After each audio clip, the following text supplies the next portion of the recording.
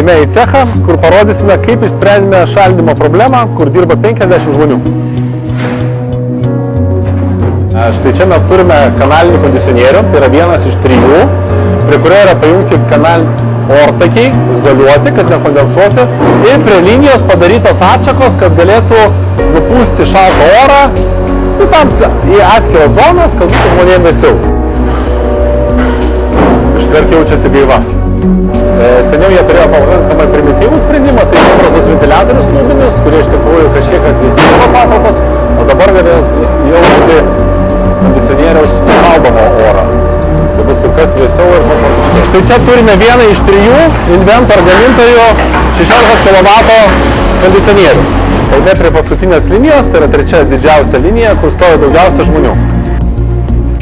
Štai čia turime dar vieną cechą, kur taip pat kabo kanalinis kondicionierius.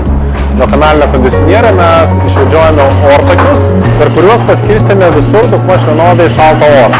Tai yra visiškai nestandartinis sprendimas, kurį iš tikrųjų pritaikėme, kad ceche būtų kuo komfortiškiau. Valdymo pultelis, kurio paprasčiausiai mes įjungiame, išjungiame kondicionierį, galime pareguliuoti temperatūrą, vėjo greitį ar užsiprogramuoti, kuriomis valandomis kondicionieriai įsijungtų ir išsijungtų. Komfortiškos darbo sąlygos darbuotojams. To siekia darbdavys, o darbuotojai džiaugiasi. Puikia vėsinimo sistema jų darbo vietoje, ceche. Eidami pro šalį, pakalbiname vieną iš jų. Kad šalčiau.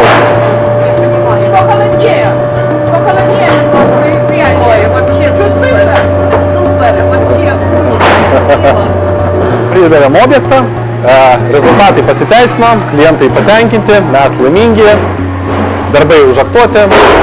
Sėkmės visiems versle.